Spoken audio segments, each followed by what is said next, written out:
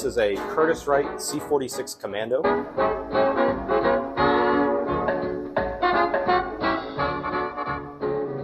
It's an F model, which was a later model produced in 1944. The C-46 was generally produced between 41 and 1945. They built about 3,200 of them, maybe a touch less, but around 3,200 were built. There's about 6 survivors currently that we know of. This is the only one that still flies in the lower 48. There's 2 in Canada, 2 in Alaska, and maybe 1 in Bolivia. We're not sure, but we do keep this one airworthy. It lives here in Monroe, North Carolina. The C-46, originally designed on paper to be an airliner. It was never used for that purpose. They were all used by the U.S. military in World War II. They were built in Buffalo, New York by the Curtiss-Wright Aircraft Company. Up there, the classic Rosie the Riveter style factory.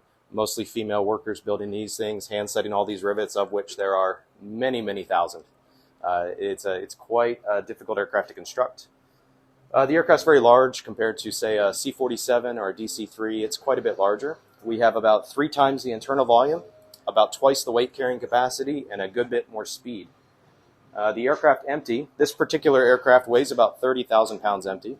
We have a max takeoff weight of 48,000 pounds. And in wartime, they would overload it up to 50,000 pounds. That could be done off relatively short airstrips. The aircraft produces about 4,000 horsepower on takeoff. You need about 2,500 to 3,000 feet of runway to get it airborne, fully loaded. If you're not fully loaded, quite a bit less. We can operate this aircraft at about 44,000 pounds off an 1,800-foot airstrip if we have to. So it's got very good slow speed characteristics.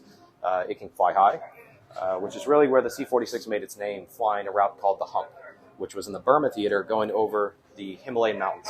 It was one of the few airplanes that could actually accomplish that. So that's where it saw most of its service, but it did serve in all theaters.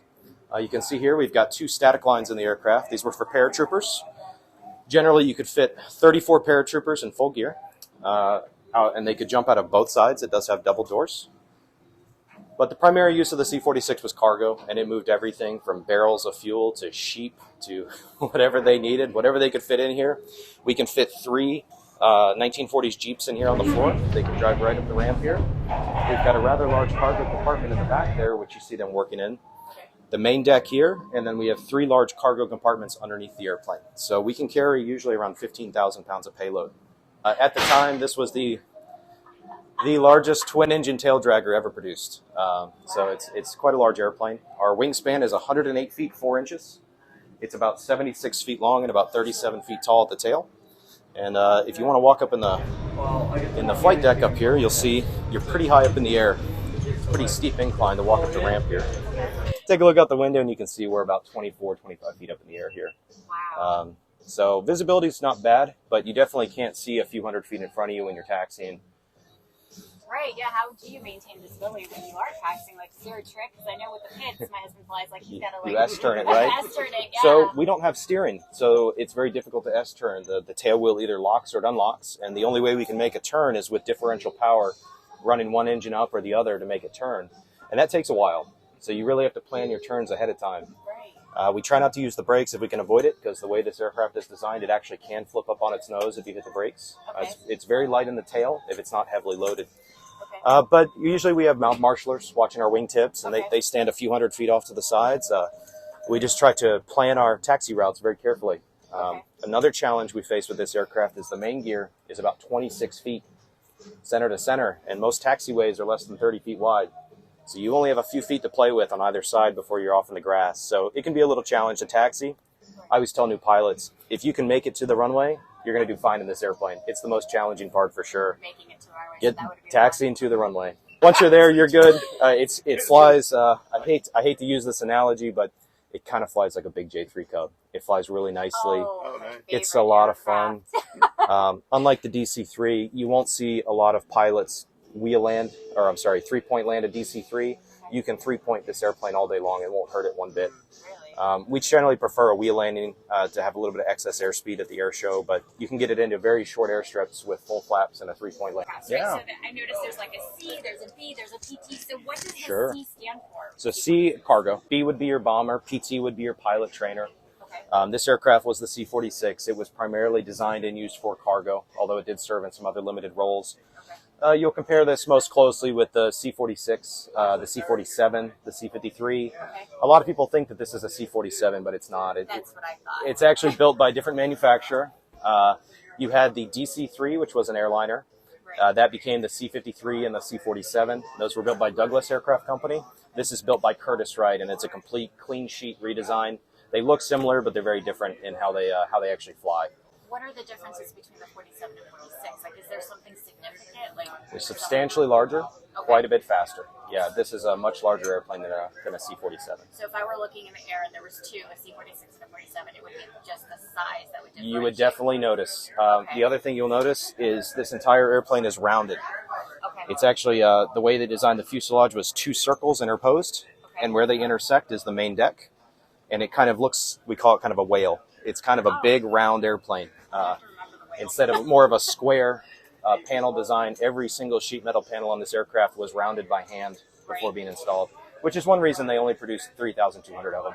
It is a difficult airplane to produce. You can see even our windshields are curved. Every window is hand curved. So it takes quite a bit of time to build. And that's what you said, like the women back in the day, the riveters, are a big influence on helping build this aircraft. Right. And, they built 3,200 of them, and this is a very difficult airplane to build. So that's quite the impressive feat of engineering and willpower and manufacturing. It really was incredible what they were able to pull off. I love it. I love the fact that, it's a podcast about women in aviation, the fact that they actually helped manufacture this, that ties them well together. And not only manufacture it. So when these were done with the factory, the WASP female pilots would ferry these. They would do the test flights on them. They would take them to their respective theater. So we have pictures in the back of female pilots in the C-46. That was my next question. Yeah. Like the WASP, what was their role in this? So Yep. answer the question. Yeah, absolutely. So almost all these airplanes were ferried in that manner. Oh, awesome. So neat bit of history. I'm looking at the avionics. So Yes. what is unique about this? Obviously, technology has changed, right? So Sure. Well, one thing you'll notice compared to a modern airplane is nothing here is really standardized. This is not a very standard throttle quadrant. The overhead panel is not very standard. And you'll see between the different models of C-46, they used what they had, and sometimes they're not all the same. So you might see variance between the models. Now, this is a little simpler C-46. The early models were a bit more complex. They had boosted hydraulic flight controls and some additional systems. Those turned out to be very difficult for maintenance. So on the F model here, they went to basic flight controls that worked just fine. They simplified some of the systems for ease of maintenance and dispatchability, and to make the airplane a little easier to manufacture. wow. So it's a fairly interesting layout.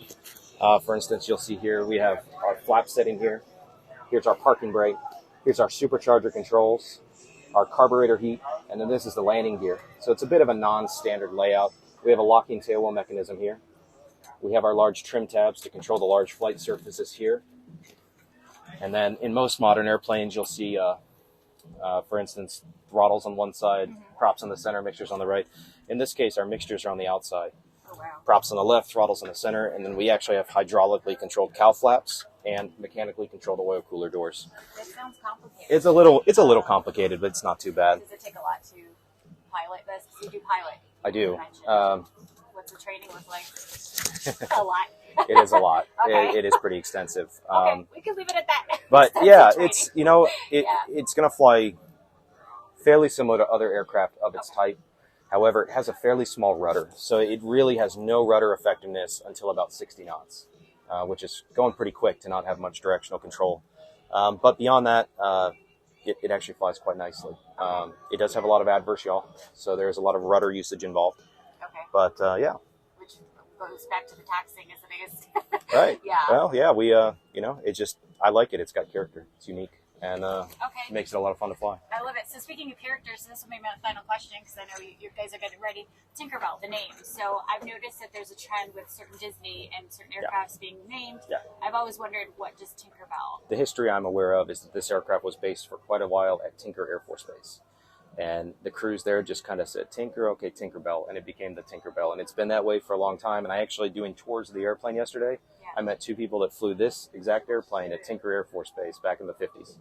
So some kind of some cool history there. Yeah, I was wondering what's the connection between the Pixie and... And then everybody always asks about the camels that are painted on the nose. I did not notice the camels. Yeah, so there's camels. You'll see a lot of nose art like that on old Warbirds. And what it was each time an airplane successfully flew a route called the hump, which was over the Himalayan mountains, they drew a camel hump on the side of the airplane to represent a successful flight back and forth. Oh, So that's what the camels represent. I love it. Yeah. I love it. So for those that want to support, I know it takes a lot to keep Yep. warbirds like this up in the air and flying, keep them flying. Yep.